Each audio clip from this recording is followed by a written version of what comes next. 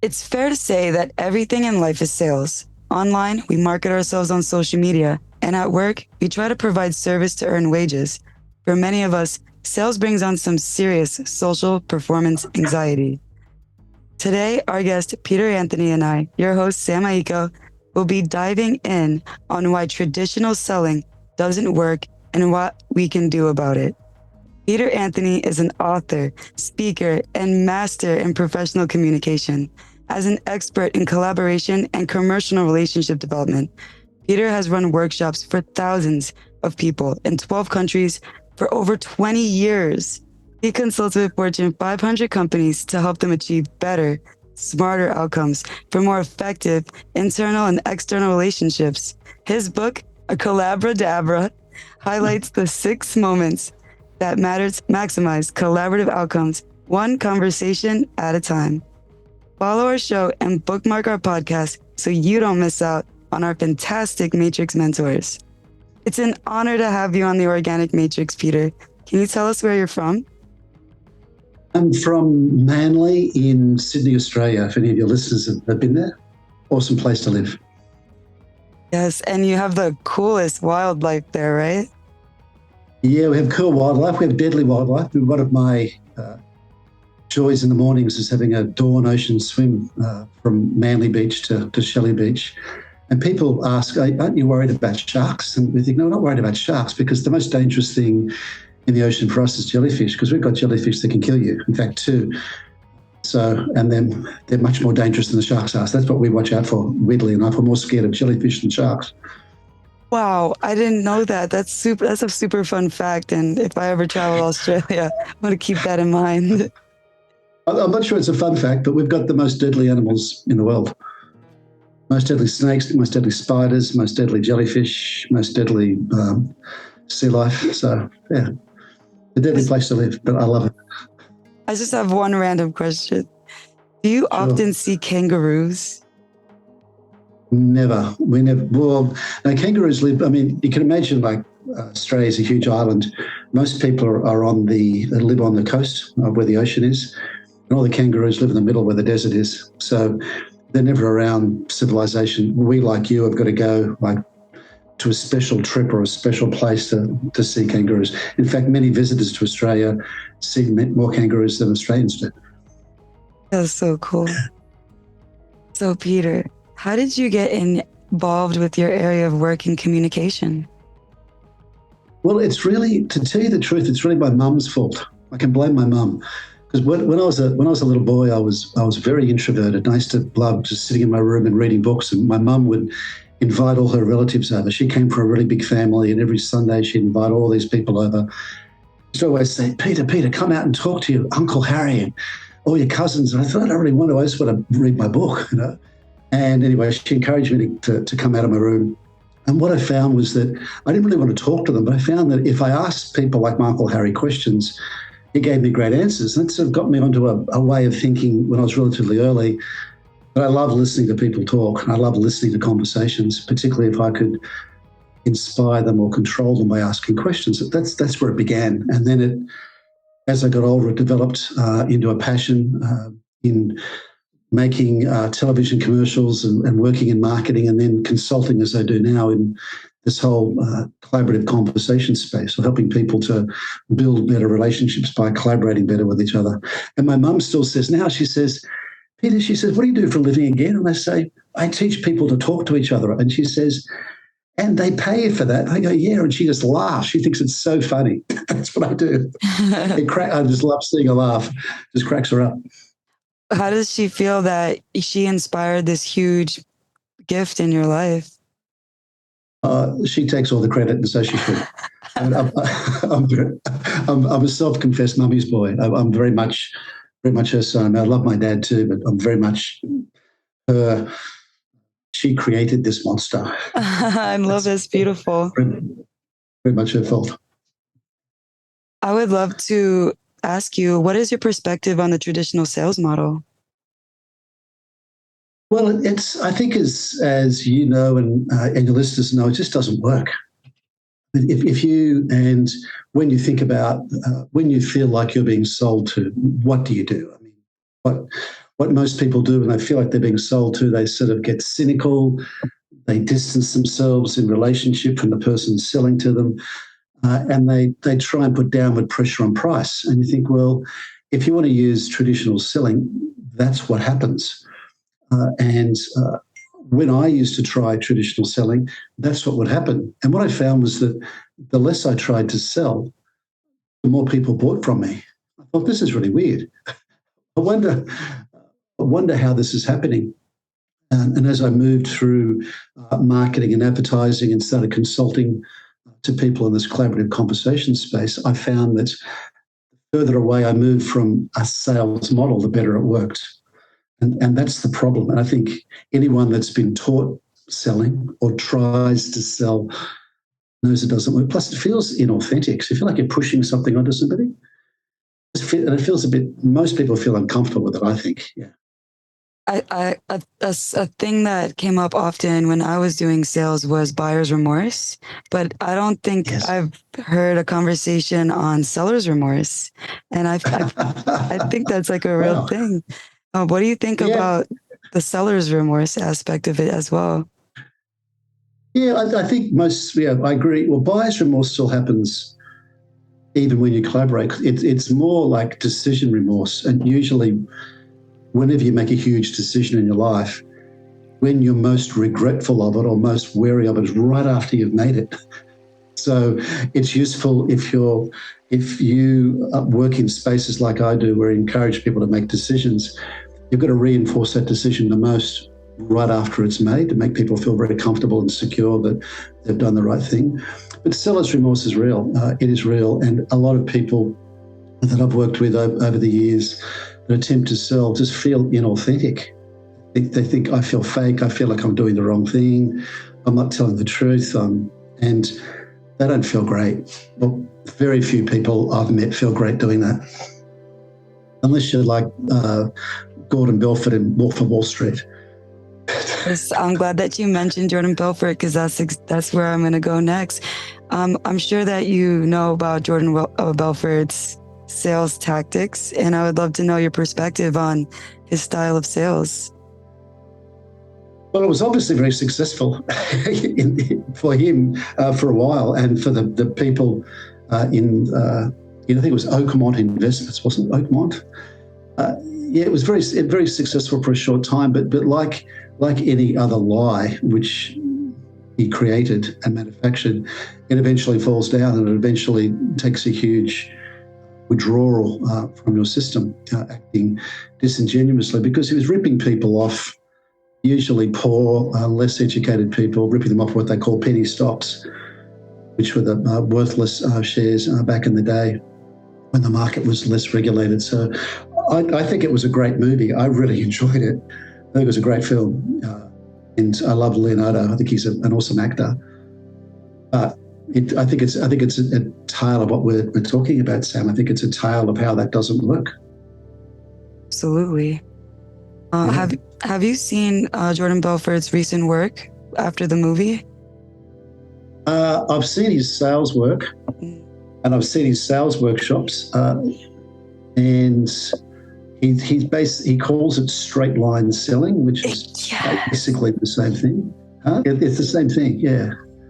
I would love to hear like your opinion on the straight line method, and if you think it fits into the old model, and it's like we should scrap that, because that was the first course that I got introduced to in sales, and it kind of confused me, but it also helped me with some structure. Like I learned that I wasn't communicating with clients in an alluring way, but like because there was like he would teach things about inflection and things that were helpful, but being coached like that, like I was feeling like I was being inauthentic because I was trying to be a Jordan Belfort instead of like learning how to adapt it to my own style. So it is an old school method.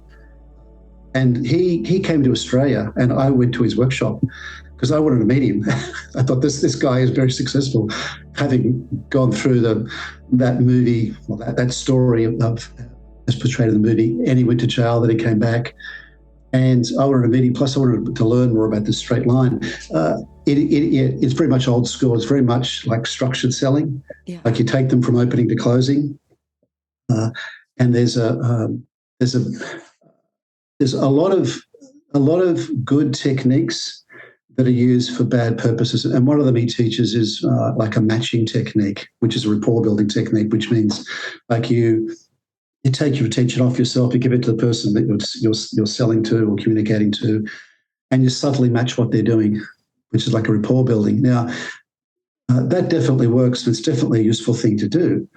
However, if you're doing it for a bad intent, which is to convince someone to do something that they don't want to do, or something that's not in their best interests, they're soon going to feel that, because the really curious thing about intentions, Sam, is that people feel your intentions. And if they feel like you want to manipulate them, they'll sense that and they'll back off. Whereas if they feel like you're building rapport with them and you're connecting on their level and you're doing it for a genuine intent, that will open up their minds to what you're suggesting. So you can use the same tools for, I guess, good or evil, if you like. Selling evil, but it's not a great thing to do. And a lot of people buy things they don't need, that aren't the right thing for them, and that's not a great way to spend your time. What can someone do if they were taught to do sales the wrong way?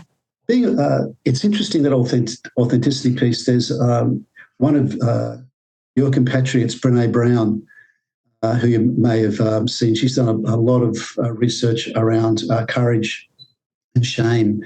And she's got some awesome YouTubes, TED Talks, if you want to check her out. The first thing I'd suggest is be courageous. I mean, well, number one, you know it doesn't work. You feel it doesn't work. And you know that instinctively, almost immediately. Think, well, what do I do? And the first step is have the courage to be authentic. And the way Brene Brown describes that is, she says, courage comes from the ancient Latin root of the word cur, C-U-R, which means to tell the story of who you are with your whole heart. So just be yourself. Be the biggest, brightest manifestation of you that you can be, whether that's an introvert or an extrovert, you're outcome focused or you're people focused, whatever that may be. Just be the best version of you. And that is the whole beginning of the process, that authenticity piece, because people are buying your courage as well, and they're buying your authenticity. And you hear this expression, fake it till you make it, but that's just not true. You can't really fake anything properly. Not if you want to build a genuine relationship with someone. You can't start off by faking it, then start getting genuine at some stage down the track.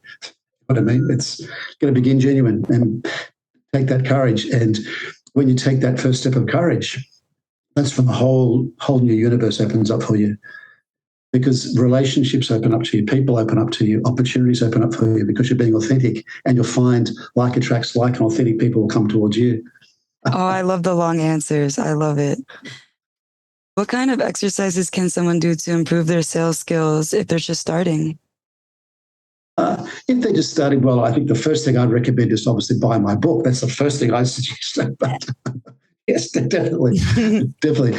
If you're just starting, think about. I guess you got to think about what you're selling and who you're selling it to, and attempt to line up or align what you're selling and who you're selling it to with who you are. So you've got a genuine interest in either the product or the people that you're selling it to. Like if you've got a genuine interest in cars, sell cars. You've got a genuine interest in photocopiers, sell photocopiers. I'm not judging what you sell, but think about if you're in a sales role, that role is a manifestation of you, and you're genuinely helping people by helping them make the right decision in the product or service that you happen to be selling, whatever that may be. Absolutely. I love that answer, because it's so much easier to share enthusiasm about something you're interested in. And when you're with the client, like, it's coming out of the heart because you're doing something you love. And when we're not acting, we're being authentic. It's amazing when we can have a career that we get dopamine from what we do. Exactly. And a lot of the time you're buying their enthusiasm, because like if I'm buying from you, I'm buying your enthusiasm, your genuine enthusiasm for what it is that you're selling or proposing to me. And that's persuasive in its own right. But it begins with courage. It begins with courage, and authenticity. So I've got the courage to be myself, and then I've got the courage to sell what I need to sell, whatever that may be. So why is collaboration imperative to do in business? It's imperative. It's imperative across the board. I mean, if you look at the last Nobel Prize in Physics was given to Eleanor Ostrom for her work in looking at societies, and she looked at what they call the tragedy of the commons, which is in medieval times they had you'd have like your cattle, I'd have my cattle on my land, and we'd share some common land. And if that got overgrazed by you or by me or by other common holders, it would get destroyed. And she studied these communities to see who collaborated the best to look after the commons. And she got a Nobel Prize for her work on pro-social collaboration. So it works in societies, collaboration. It works in companies. I mean, if you look at the rise of companies like Airbnb and Uber, they were the ones that collaborated with their consumers better than, say, the old taxi or hotel industry did. We know collaborative teams, like collaborative football teams or sporting teams, win better than non-collaborative teams. And in conversations, all the evidence is that when you've got a collaborative relationship that's inspired by a collaborative conversation, you both get better outcomes. So you're both better off. So if you're really selfish, what I'd say to you is be collaborative, because you'll get more of what you want when you're in a collaborative relationship. It also works in personal romantic relationships as well. I mean, another one of your compatriots, John Gottman from Washington State University, has studied romantic relationships in terms of conversations and has found that the best relationships have also got the best conversations. And you can think about like the people that you love the most, whether that's a romantic relationship or a personal relationship, the people you love talking to. I just love talking to this person. I love these conversations. And you can say the quality of the relationship is the quality of the collaboration. And there isn't an alternative. Well, the alternative is either traditional selling, which doesn't work, or ordering people around, which just doesn't work. Or often I see this too, Sam, in selling. I often see this thing I call appeasing, which is being really nice. Like, I'm going to be really nice to somebody and then hope and pray and trust they'll be nice back to me again. But that just doesn't work either, because number one, it's not being genuine, and number two, they may just walk right over you. So that's why collaboration is important. What are the 6 moments that matter in a collaborative conversation? Oh, wow. That's a nice leading question. I love that question. This took me a while to crack. I mean, I wrote this book over a period of about 6 years, working across 12 different countries. So most of it was written in like airport lounges and flight clubs, that sort of thing, in different parts of the world. So I didn't arrive at them. Here's the 6. I just bang. It took a while to work them out and to test run them in workshops that I was running. But the first intention, or the first moment, I should say, that matters is having a goal in the conversation. So before you walk into the conversation or have the conversation, you think, what's going to be different at the end of this conversation as compared to the beginning? And you're looking at a goal that says, we're going to change how the person is thinking, how they're feeling, or what they're doing. Something's going to change, and ideally to their benefit. So it's a feeling goal. You're changing, want them to feel more comfortable or confident with you. Or it's a thought goal. You might want to change how they understand something. Or it's a doing goal. You want to help them change what they're doing. So that's how it starts. So they get that very clear. And then partly the power of intention will drive that goal. But that's the purpose the conversation has. And even like I mentioned my mum earlier, when I visit my mum, I only see her usually once a week on Saturday mornings. And I think, well, what's my goal for this conversation with my mum? I think, well, my goal is to make her feel really treasured, because I really treasure and love her. I want to make her feel treasured. And it just changes what I do and how I am around her, rather than just turning up and talking to her about the weather. Just have an intention. And that drives, that's number one. Number one. Number two is building rapport with them, connecting with them, and go to where they are. Because you'll find if you go to where they are physically and emotionally, they're more likely to come back to where you are in terms of how you're thinking. So you're showing them the respect of connecting with them where they are. Then the third moment that matters is at some stage in the conversation, and usually it's pretty early, you've got to take the lead or give the conversation some structure. So you're thinking, here's why the conversation's taking place. Here's the sort of outcome we can achieve together. Here's how I suggest we get there. And here's the so what. Here's what's going to happen afterwards. How does that work for you? You're not telling them, like dictating to them, just giving it some structure. Then the next step is the biggest and potentially the most important one, is understanding how they're thinking right now. Because as Stephen Covey said, you've got to seek first to understand before seeking to be understood. So you've got to understand how they're thinking. Then based on understanding, you make a recommendation or a suggestion. And then the final step is agreeing, because when you recommend something, they're going to say yes, no, or maybe. Yes is a great answer. No is a better answer. I love no's because I find too many people mess me around with maybes that are really no's. So no's great, because then I can move on to something that I can work on a yes. Yeah. And then a maybe. Well, if I've got a maybe yes, maybe no, I've got to have a structure or a simple negotiation method to see if you and I can translate that maybe into a yes that's worth having for both of us, or not, and that's okay. I mean, we can reach agreement by thinking, you know what, this is not going to progress, and that's okay. That's useful. So at least we've worked that out nice and early. We respected each other and we built the relationship, but we're not going to arrive at an outcome, and that's okay. If we do that well and do it in a quality way, relationship-wise, we're both better off. But they're the 6 moments. There you go. And I love that you mentioned how you appreciate hearing no. A lot of people are afraid in sales of hearing no. But like you said, everything is not always bad or good, right? Everything is actually an opportunity. And it's really based off of what we learn from it and how we respond to it. So Matrix members, if you're in sales and you cringe at hearing no, just know that you can move on to matches and collaborative matches that match your frequency, instead of functioning out of a place where you feel like you have to talk someone into doing something that may not help them. So Yeah, I would say exactly. Yeah. And those are a good thing. It's also going to save you time, because if you're in sales roles, there are buyers out there looking for what you're selling. And the idea is to find who those buyers are easily, quickly, and attempt to connect and relate to them and help them and serve them. And getting the no's out of the way is a good thing, because that leaves more space for the yeses, if you like. And you've got to trust they're there. And they're definitely there.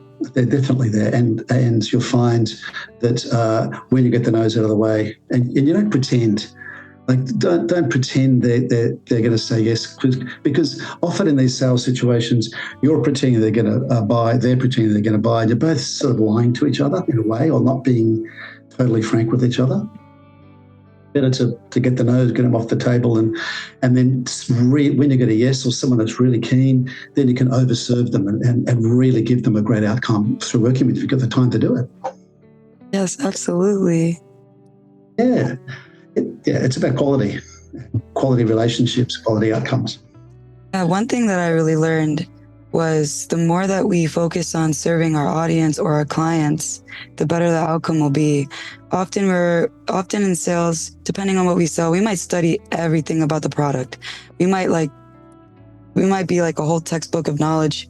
And what I've personally struggled with is I would see a client get super excited about all the benefits and things that my product could do, and then I'll just word vomit without even thinking to ask the client, where are you at in life?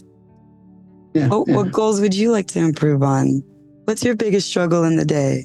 And then telling them how this can serve them. And that was a struggle that I faced, and I learned that being in sales is actually for the selfless. The more selfless we can be, the more returning clients we'll get.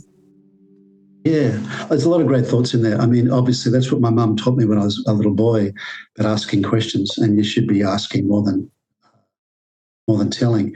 And also, another important point you just made there, Sam, too, is about ego. It's never about you. It's never ever about you. It's always about them. And the more they feel that, the more they feel like you're in service with them or to them, the better it's going to work. Because ultimately, that's how a good relationship works. You're in service to each other or with each other, better outcome. And they sense that, they feel that. And not this sort of ego maniac, I'm the master of the universe, like, Wolf of Wall Street type thing. That's not what we want. That's not, might be funny, might make a great movie, but it doesn't make a great life. Absolutely. What are a few questions that our community can ask their clients if they want to practice the approach of being collaborative? Well, I think that the key questions I find are around how the client's making a decision or how the customer's making a decision. So if you think about when you make a decision in your life about anything at all, there are decision-making values or criteria that you have, whether you're buying a car or buying a dress or buying shoes or whatever you're buying. There's values, and you think, okay, and you say, like, with regards to what you're selling, what I'd suggest is you ask 4 sorts of questions. The first is, what's most important to you in X? Like if they're buying a new house, what's most important to you in buying a new house or buying a new car or whatever the commercial relationship you're involved in? And they'll give you usually, say, three or 4 things, criteria, if you like, or I call them decision-making values. And the second question you ask is, well, what order are they in? Because some people put the most important one first and the most important one last. And then, that's true. Thank you. Do you mind if I ask what that means? Let's just say, for example, if you're selling a car and the person says, I'd like a safe car. I've got a family, I want a safe car. And I think, well, and the problem with safe is that means something to me, but it might mean something quite different to you, because we think neurolinguistically. They think, I'm just curious, what does safety mean to you? And they'll say what safety means, and then you go through each of the parts. So what their values are, what order they're in, what they mean, which is really important. And the most important one is the last question, which is one most people avoid asking. They're scared to ask it because they think it's going to scare the customer and prospect away. And that is, what do you want to do most to avoid? What are you most concerned about here? Yes, like in making this decision. What are you most worried about? And I'd say I'm most worried about spending too much, or I'm most worried about the car breaking down after I buy it, or I'm most concerned about there being issues with the house after I get it, whatever I'm buying. And there's always going to be concerns. And it's useful to build a level of relationship where they'll share their concerns with you, because then you can really, when you're then making a recommendation, if you like, you can assess whether what you're recommending fits their decision-making values, what they mean, and most importantly, that you understand and respect what they want to avoid, and you're on their side. You want to ensure that doesn't happen. Because the really strange thing I'd say to your listeners, Sam, is that life's a long time, and I've had clients for over 20 years. And some of them, they didn't buy from me for 3 or 4 years after I met them. Then they started buying big because they trusted that I had their best interest in heart. And one client I met, she worked for a major, I won't say who, but she worked for a major news publication, and she was HR director. And I first approached her and she said, Peter, sorry, we've got no money at all. We can't spend anything. I said, Kerry, that's fine. I'm really keen to get to know you and understand how this works. And we work close together. And there was actually a submarine, like a disused submarine parked in a harbour near where we worked. And I said, I'm going to go look at the sub. We walked through the sub together. We had some lunch together. And over 2 years, I hung out with her just because I enjoyed the company. And finally, her department got budget, and she gave it all to me. Right? Now, I didn't show her the submarine just to get all that money, but it just means sometimes it might take a while, and sometimes we get a bit too, we want to sell tomorrow or next week or next month. But if you think of say 10 years or 20 years or 30 years career, things, you can have clients for a long time, or start a relationship now that may not actually blossom for a year or two down the track. Does that make sense? Absolutely. And I love that story. And it's very inspiring, like how far patience and being genuine can really bring you.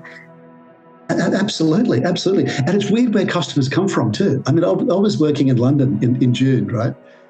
And I just got a big proposal turned down by a big client in the UK I was really counting on, but circumstances changed and that program didn't go ahead. I'm sitting at this conference and I've got these two beautiful people from Japan alongside me I'm talking to, and I love working with Japanese people. There was an empty seat on my right, and this lady sat down, and she was Scottish, right? Like this. And one of them was dressed like traditional Japanese, which I love, the whole kimono piece, which I thought was really cool. And then alongside me, this Scottish lady just sat down alongside me, and we just started chatting. I was trying to talk to the Japanese people, but I still spoke to her. And anyway, we just sort of connected. We exchanged business cards. Turns out I stayed in contact with her. I wasn't trying to sell her anything, just stayed in contact with her. Turns I come back to Australia. She sends me an email. Peter, we've got a huge client in Australia. We need your help. Bingo. I mean, if your intentions are good, you're walking a different corridor, and you meet people whose intentions are also good. You meet those people. That's what I find.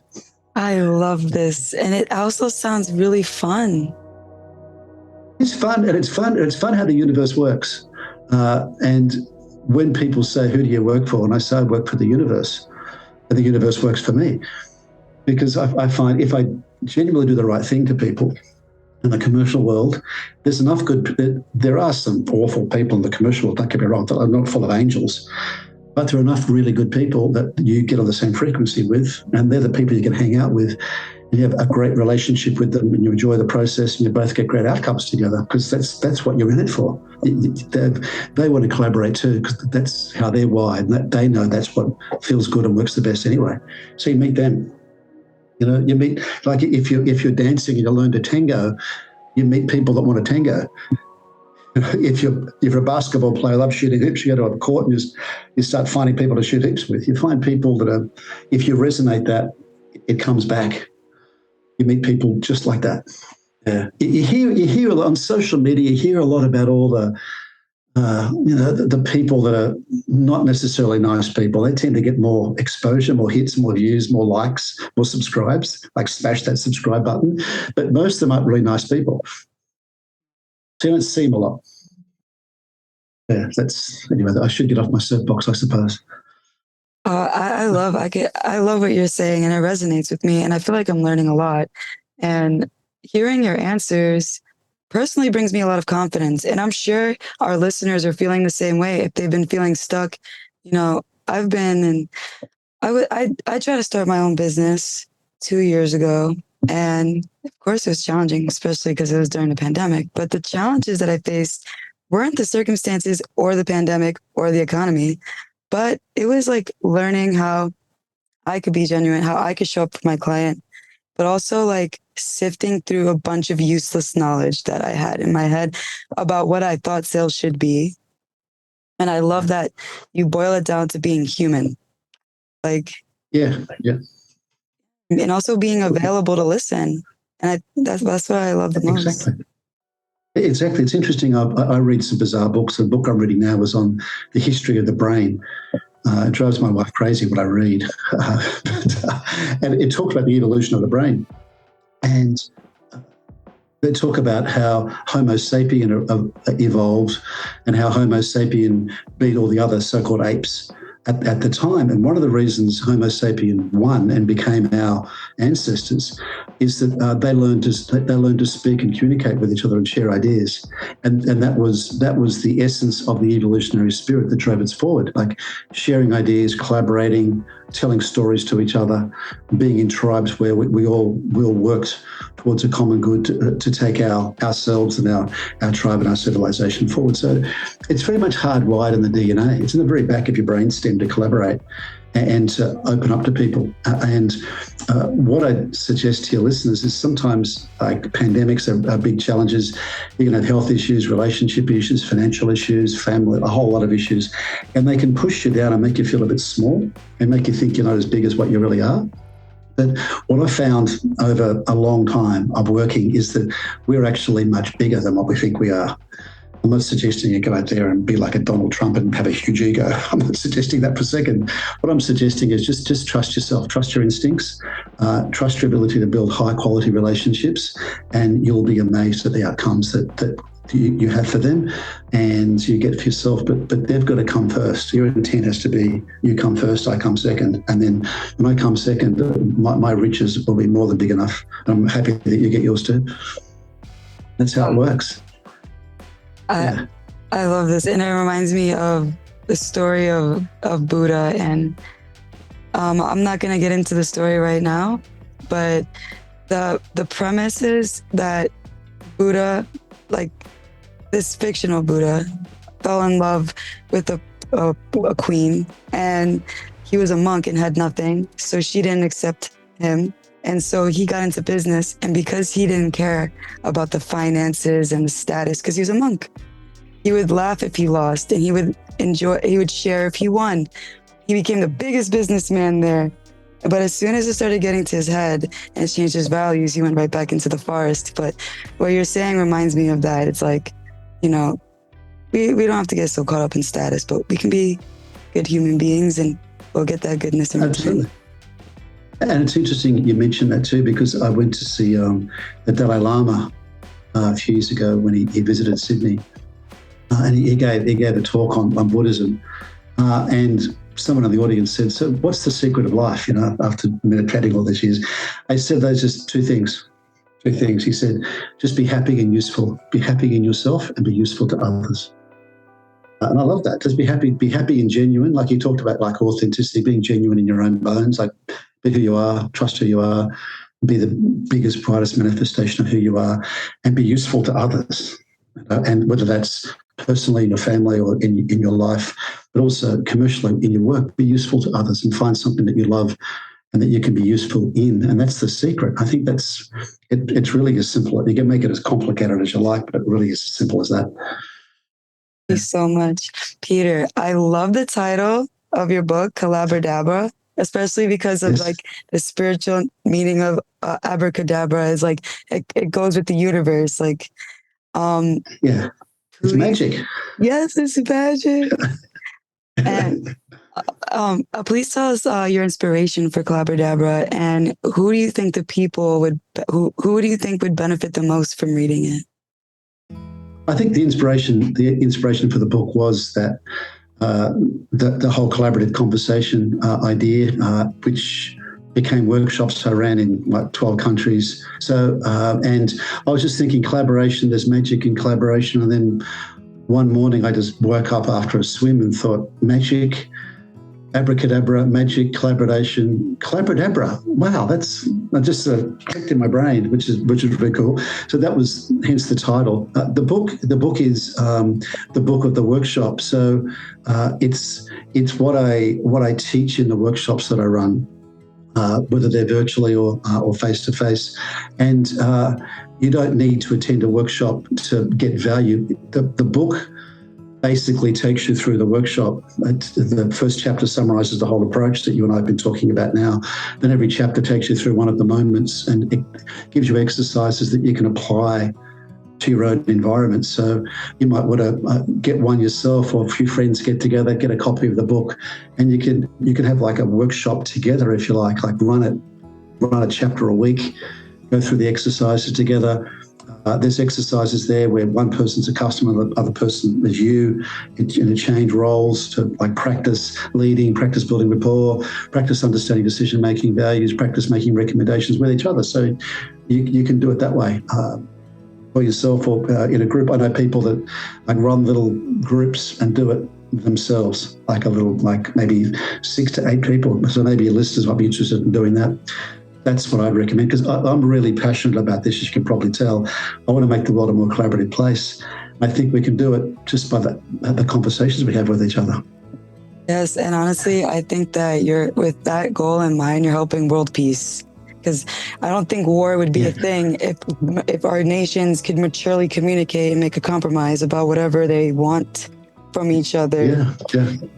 Yeah, exactly. It's and I'm not smart enough to like crack world peace, but I can crack the conversation code and think, well, that's my small contribution. I think that if enough of us are collaborating with each other, the rest will get a lot easier. The rest of the world will get a lot easier. Absolutely. Yeah. If me and my listeners, if my listeners and I would like to watch one of your workshops or participate in one, where can we find it? You can find it. We can find the book on Amazon. That's where you can find the book. You can find details of the workshop on my website, which is PeterAnthonyConsulting.com. That's all one word. You can find more details about me. You can find videos I've made. You can find links to YouTubes that I've made that explain a lot of what I'm talking about now.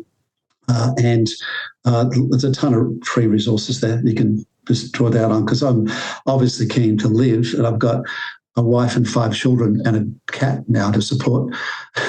So I'm not a complete monk, but I'm really happy to spread the message and give you guys as much value as I possibly can. So much for your generosity and your wisdom today. Pleasure. Pleasure. We have our final 3. I have some quick, fun questions to ask you. Are you ready for your rapid fire? Sure, I'm up for it. You inspired this first question, but if you could be God for one day, what would you do? If I could be God for one day, wow, I would. It's easy. I would just enforce the global edict that every conversation is a collaborative one. And I think the rest of the problems would start solving themselves. Love it. What is the closest thing to real magic? The closest thing to real magic for me, well, I think there's 2 things. I have 2. Mm-hmm. I think one of them is children being born. I've had the good fortune to see 5 being born, and I think that's amazing. I think that's number 1, and particularly your own children being born. Number 2 is the sunrise, the dawn. I love swimming at dawn, and I think if you're wondering if there's magic in the universe, just watch the sunrise, and that's a great magic act. Watch that happening, particularly over the ocean. It's really quite cool. Well, if any of your listeners come to Manly, tell them to look me up, and I'll take them for a swim at dawn. I'll take you up on that. Special offer. Special offer. I'm definitely gonna make that a priority when I get my passport and everything, because it would be awesome to meet you. If you could know the absolute truth to one question, what would you ask? That would be the question I was thinking about earlier, which was how can I be more happy and useful to the universe? More happy in myself and useful to others. That would be my ultimate question. So beautiful. I love it. Well, Peter, thank you so much. Absolute pleasure. Is there any words of advice that you would like to leave our audience? I would give your audience or your listeners 2 pieces of advice. One would be to have the courage to be the best version of yourself you can possibly be. And second piece would be, with that courage, just go forth and collaborate. Yes, I love it. To support Peter and his mission, to support people with collaborative communication, get your copy of Collabradabra on Amazon. You can follow Peter on LinkedIn and check out his website. His YouTube channel will also be in the description below. Thank you so much for being a part of the Organic Matrix, and we'll be seeing you on the next download.